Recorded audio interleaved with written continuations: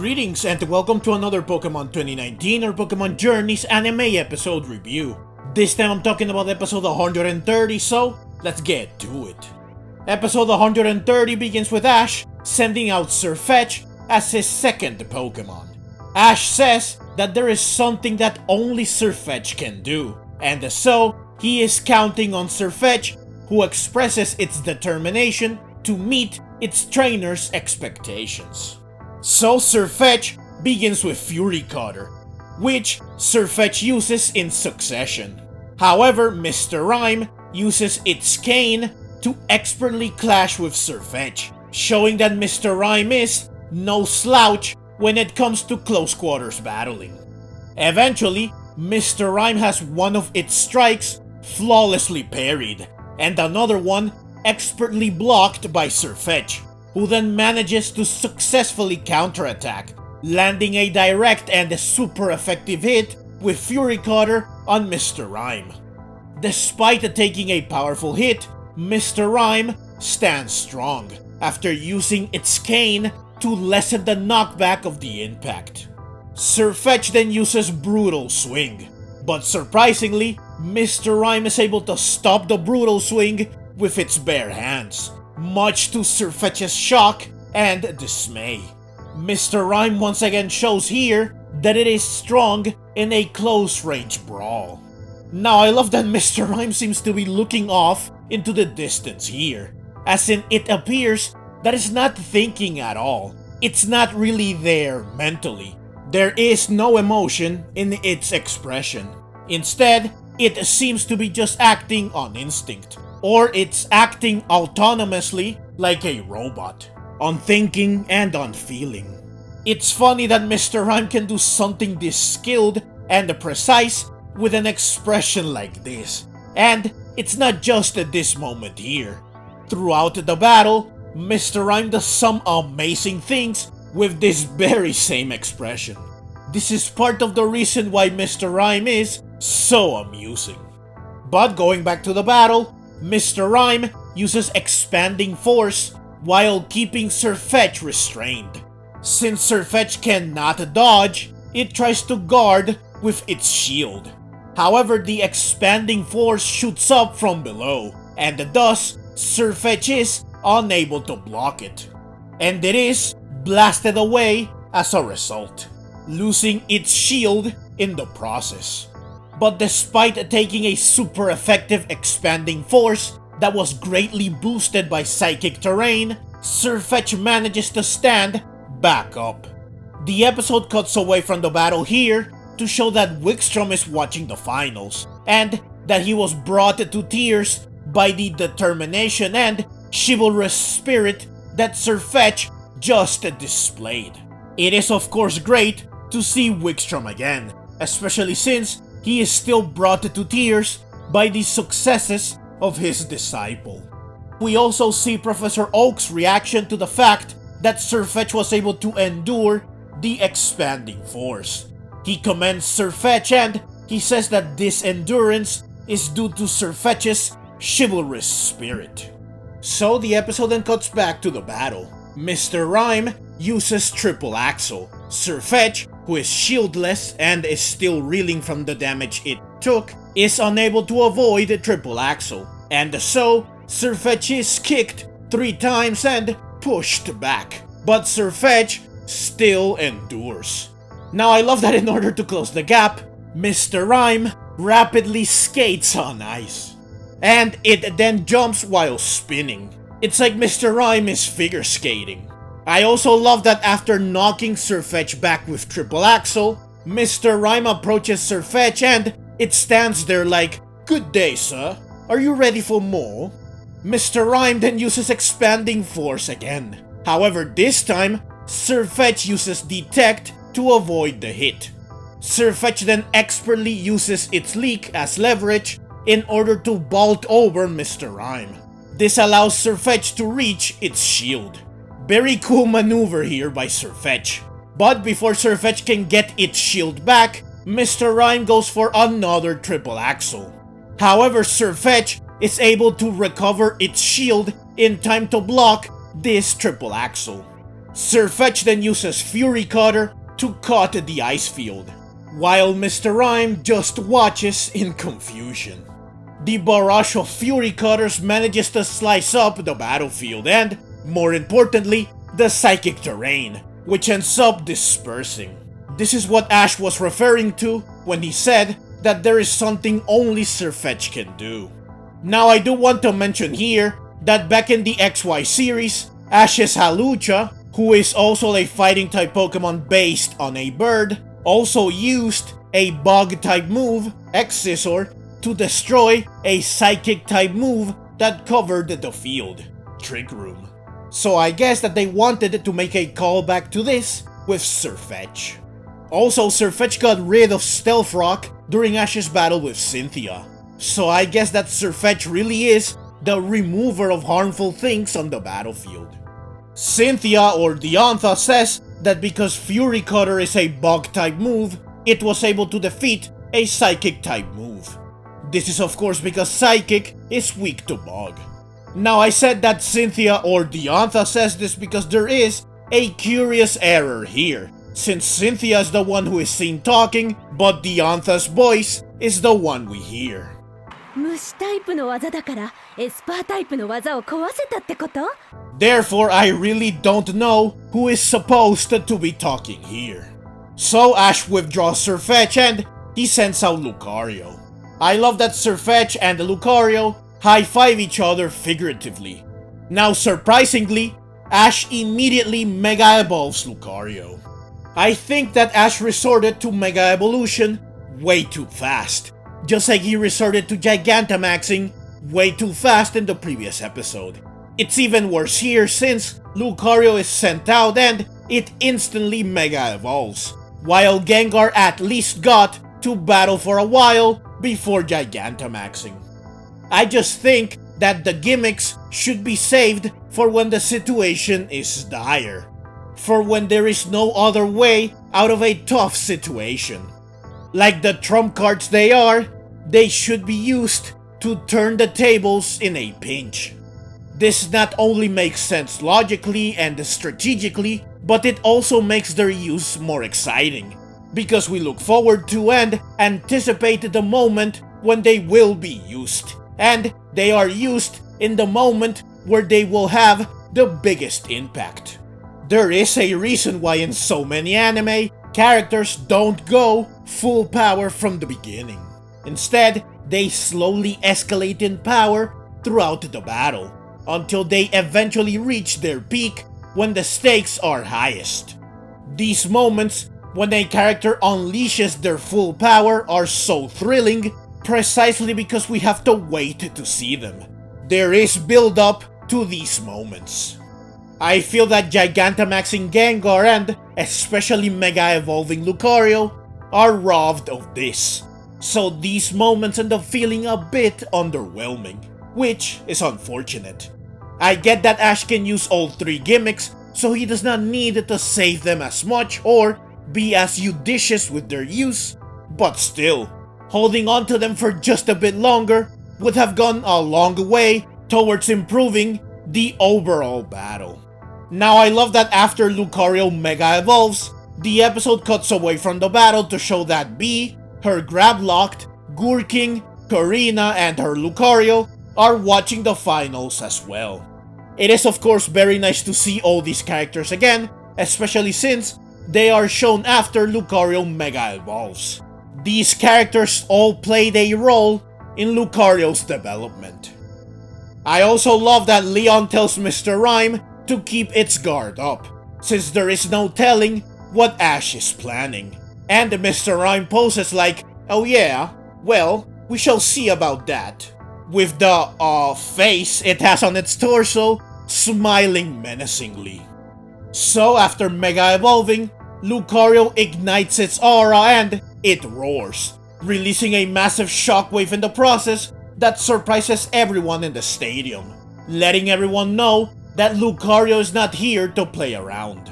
Dawn even exclaims that you can feel Lucario's determination. Lucario then begins the fight with Bullet Punch. However, Mr. Rime easily avoids the Bullet Punch thanks to the fact that it can skate on ice, which makes it very mobile. Mr. Rime then counters with Triple Axle, which lands a clean hit on Lucario. Before Lucario can recover, Mr. Rime skates back around for another Triple Axle, which also hits Lucario. I love that Mr. Rime then does a little graceful spin while skating. Again, Mr. Rime is quite the figure skater. Now I do think that Lucario struggles way too much here, considering that it has a resistance to ice, meaning that it should not be taking so much damage. Since Lucario is struggling to land a hit on Mr. Rime, Ash has Lucario use its aura to sense Mr. Rime. After building up its aura in order to keep track of Mr. Rime, Lucario begins to charge up an aura sphere.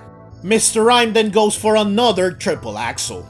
However, this time, thanks to the power of aura, Lucario is able to easily avoid the Triple Axle.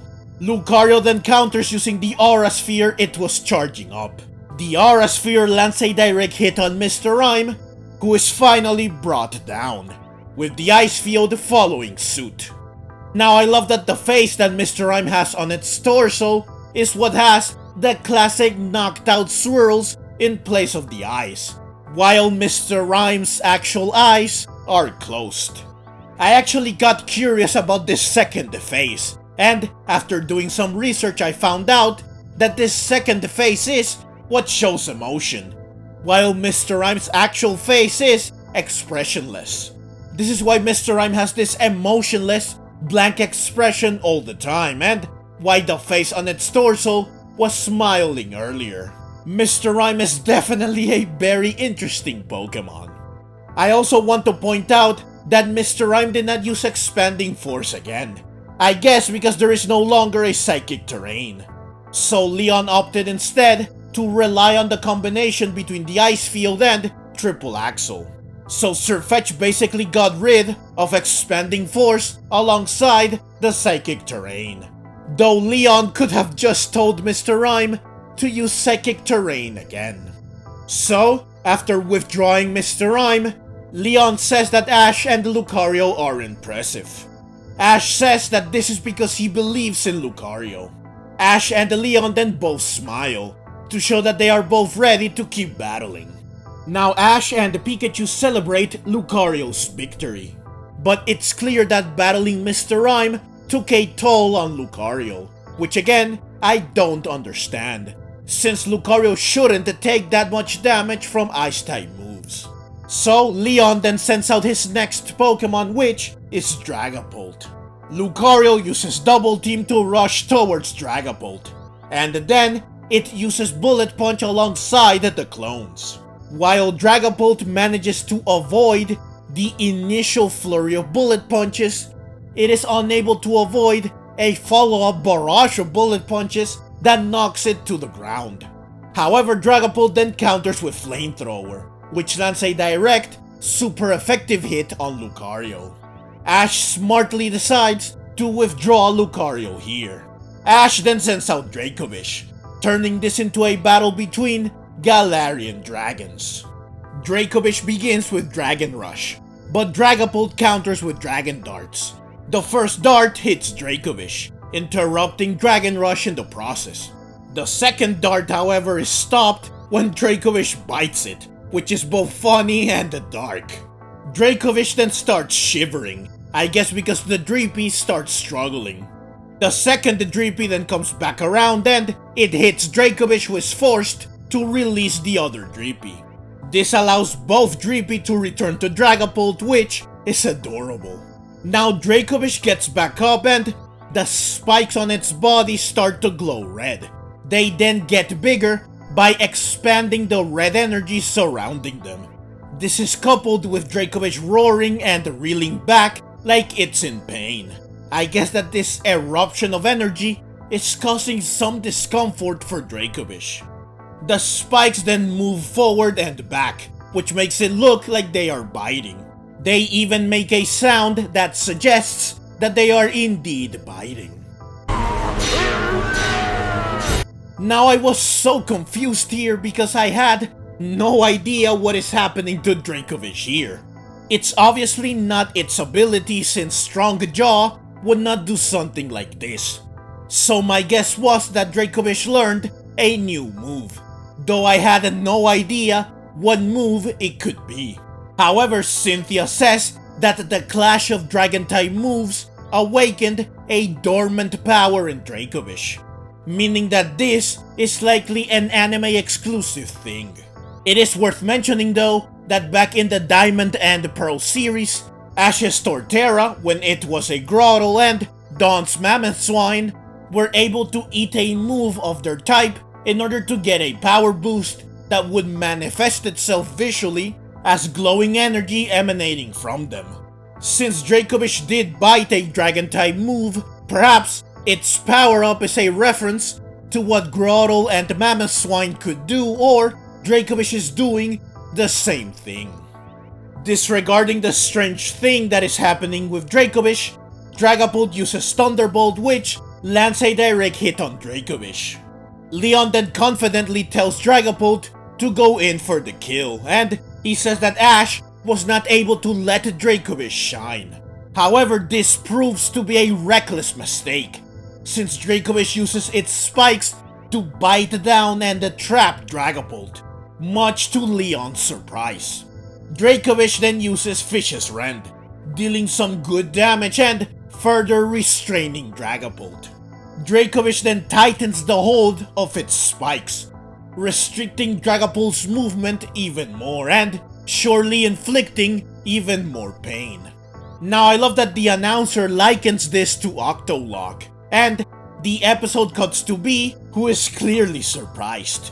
Despite being seemingly completely trapped without a way out, Dragapult manages to use Dragon Tail, which extends its tail significantly. I love that Dracovish reacts to this like, what? That can happen? Dracovish then uses Ice Fang in an attempt to stop Dragapult. While Dragapult is almost completely frozen by Ice Fang, the tip of its tail remains free, and so Dragapult still hits Dracovish with Dragon Tail, dealing damage and breaking free in the process. Dragon Tail also forces Dracovish to switch out, and Dragonite is forced out in Dragovish's place. I love that Dragonite is very confused by this. Chloe exclaims in disbelief, wondering if a Pokemon can really be forced to switch out like this, while Dawn exclaims in disappointment that this had to happen just after Dracovish had its awakening.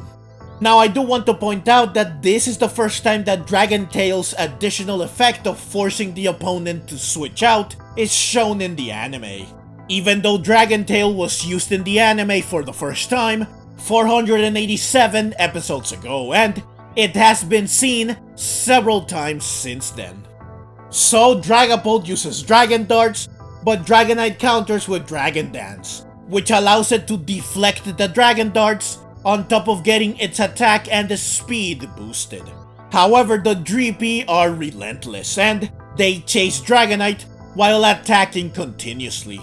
Eventually, Dragonite uses Dragon Claw, hoping to swat the Dreepy away. But the Dreepy are too fast, and so they fly circles around Dragonite, who eventually becomes frustrated because it can't land a hit. Dragapult then recalls the Dreepy and Dragonite chases after them. However, the Dreepy soon disperse, and so Dragonite flies straight towards Dragapult, who uses Dragon Tail to hit Dragonite before Dragonite can land a hit. As a result of this, Dragonite is forced to switch out. In place of Dragonite, Lucario is forced out to battle, much to Lucario's confusion and Ash's frustration. It is worth mentioning that Lucario is still Mega Evolved, because Mega Evolution does not go away if a Pokemon switches out. Diantha says that it must be difficult for Ash to deal with Dragon Tail. Cynthia says that even though Ash has more wins in this battle, Leon is still the one that is setting the pace. Ash decides to stick with Lucario, saying that he will defeat Dragapult with Lucario. Lucario proceeds to pummel Dragapult with Bullet Punch. However, Dragapult quickly recovers and it uses Thunderbolt. Lucario counters with Reversal, which made me cringe, because Dragapult is immune to Reversal, and because Reversal has almost always been Lucario's finishing move, which is used at the very end of the battle, when Lucario is at its limit. This simply does not feel like the right time to use it. Now Lucario does end up using Reversal to clash with Thunderbolt, so at least it was used defensively and not to attack Dragapult. However, unfortunately, Lucario ends up paralyzed due to Thunderbolt. Dragapult then uses Flamethrower, which completely engulfs Lucario, who ends up being knocked out.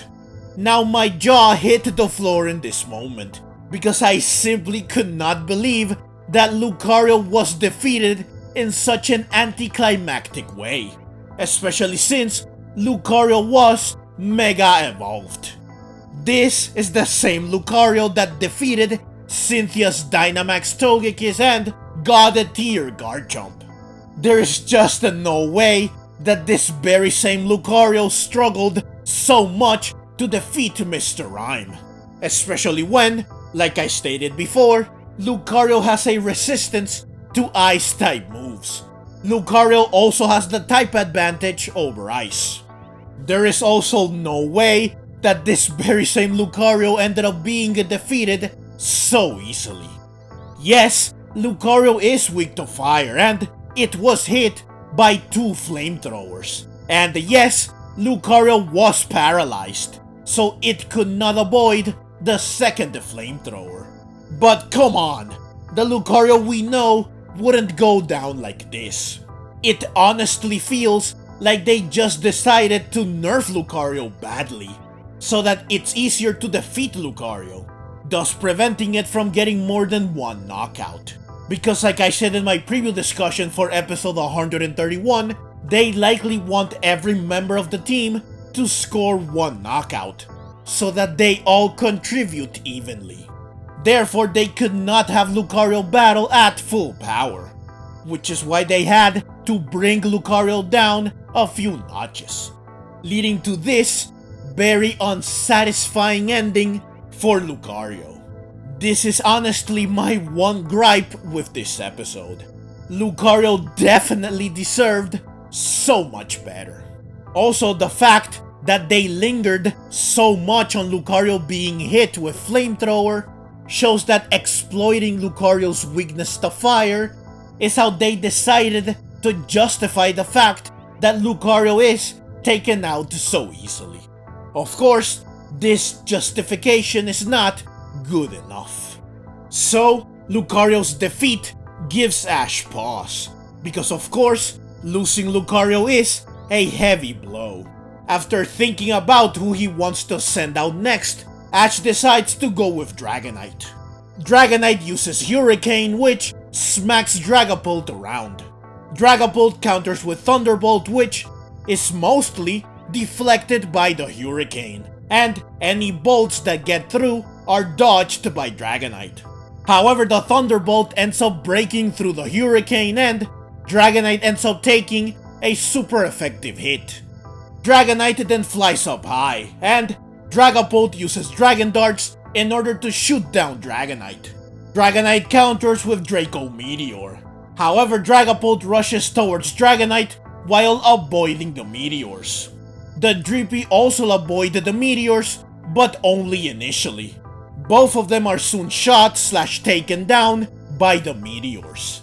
Undeterred by this, Dragapult keeps going and it soon gets close to Dragonite. Dragapult tries to use Thunderbolt. However, Dragonite grabs Dragapult and it dives towards the ground alongside the meteors. Dragapult still uses Thunderbolt, which of course, Dragonite cannot avoid in this instance. But Dragonite shrugs off the damage and it starts spinning as it dives towards the ground with Dragapult in hand. Dragonite and the Dragapult end up crashing into the ground alongside the meteors. Once the smoke clears, it is revealed that Dragapult was knocked out, while Dragonite is still standing. So Dragonite wins, which made me very happy since Dragonite was finally able to get another win. Now I love that Professor Oak smiles and he rejoices because Dragonite won with the strategy Ash devised at the lab. Now I love that Dragapult was knocked out separately from the Dreepy, and that when Leon withdraws Dragapult, 3 beams shoot out of the Pokeball, since Dragapult and the 2 Dreepy are withdrawn separately. Now Leon exclaims that Ash really is the best, and I want to mention here the reason why Leon says this. Dragapult's defeat means that Leon is down 3 Pokemon, and according to an article on CoroCoro, Leon has never lost more than 2 Pokemon in a single battle prior to facing Ash. So Ash has pushed Leon farther than anyone else, which is very impressive. Leon then points out that while Ash is currently winning, all 4 of the Pokemon that Ash has left have taken damage. Meanwhile, Leon has 2 fresh Pokemon that have not battled yet and 1 Pokemon that did battle but took no damage. So Ash might not have the advantage after all. The episode ends with Leon sending out Rillaboom, while Ash chooses to keep using Dragonite. So overall, I think that this episode was extremely good and a step up from the previous one.